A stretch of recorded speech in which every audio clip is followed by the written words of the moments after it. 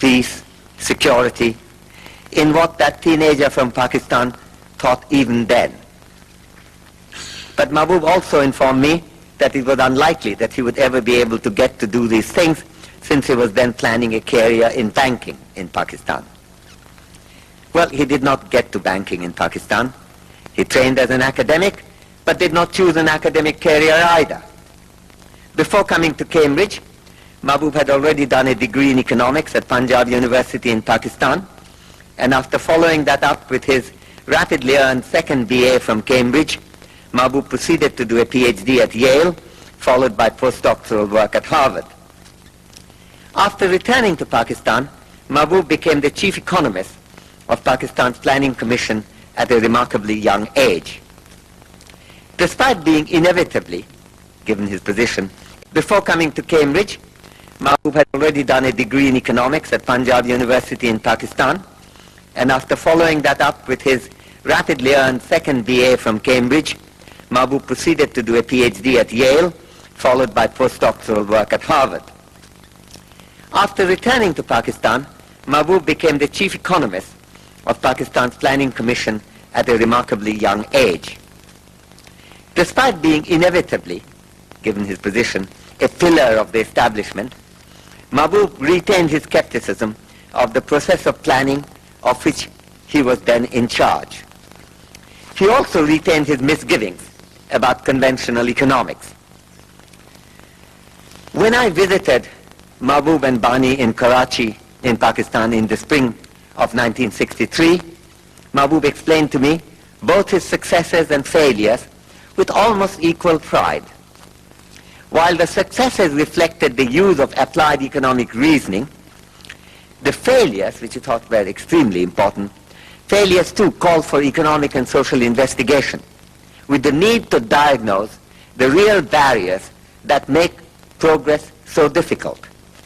The deeply unequal pattern of land holding, the stifling grip of a small number of families, the so-called 20 families, on business and economic affairs, widespread illiteracy, and the counterproductive dominance of traditional rules and regulations to which the political elite was entirely wedded. Mahbub turned passionate and intense for me in that remarkable evening as the day ended, giving eloquent expression to his deep concerns and to his engaging sense of frustration as the last rays of the sun lit up what was then a peaceful and visually bewitching Karachi. When their infant daughter, Tanima, demanded, non-verbally but most firmly, that her favorite song, if I remember right, it was called Donna Donna, must be played then and there, Mahbub shook himself out of his social fervor into his other role of being a good father. The articulation of creative frustration out of which new visions are born had temporarily come to an end for that day. It was revived again the next day, and then again and again, and I was very happy to see Mahbub's constructive disgust finding elegant expression in his book, his first, The Strategy of Economic Planning, published by Oxford University Press, which came out later that year. These themes were worked on by Mahbub throughout his dedicated life, and the Human Development Reports were among his last attempts in pursuing a line of reasoning that was already beginning to emerge clearly in his mind in 1963. What then did he say in the first book which could make us anticipate the later works on human development?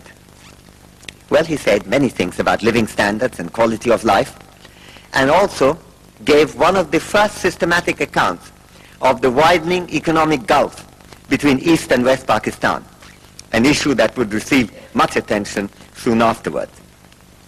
But the book is also informed by a generous recognition that while a poor economy may take a very long time to become a rich country through GNP growth, the conditions of human living can be changed much more rapidly through intelligent policy making. In an insightful passage in that 1963 book, the basic issue was thus identified by Mahbub. I quote him, "If India and Pakistan manage to maintain an annual growth rate of 5% and pass through roughly the same takeoff period as Rostow identifies for many of the Western countries, the per capita income of these countries after another 20 years will be no higher than the present day per capita income in Egypt," unquote. Mahbub, I hasten to add, had nothing, of course, against Egypt, but he did not think that equaling Egypt's GNP per capita would be a greatly alluring prize for Pakistan or India to be achieved with hard work over 2 decades. In contrast, by properly targeting social intervention, life expectancy of poor countries can be rapidly brought quite close to those of the richest countries in the world. Similar achievements can be made in other fields as well, such as basic education and health conditions. And all this can be done without adversely affecting the growth of GNP itself. Shouldn't the poor countries be inspired by that feasibly optimistic scenario? Mahbub's later works were rooted in an understanding that had already emerged with some clarity well before he had turned 30. After leaving Pakistan in 1970, Mahbub worked up to 1982 in international agencies. At the World Bank, he became not only the director of policy planning department, but also one of the chief advisors of Robert McNamara, the then president of the bank, with whom he established a remarkable alliance in working out strategies of poverty removal. In the years to follow, between 1982 and 88, Mahbub was back again in Pakistan and served variously as a cabinet minister for finance, planning and commerce. He must have felt frustrated that despite holding such high offices, the rigors of the military rule prevented him from doing more in Pakistan in pursuit of his social objectives. The following year, in 1989, Mahbub returned to world affairs, this time as special advisor to the UNDP administrator. It is in this capacity that he launched the now famous Human Development Reports. He was extremely excited.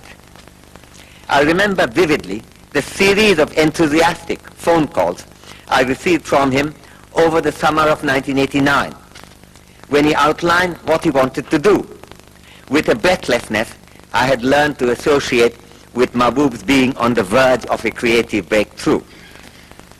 There was also a clarion call for all right-thinking people like us to join Mahbub in promoting the social objective that we jointly shared.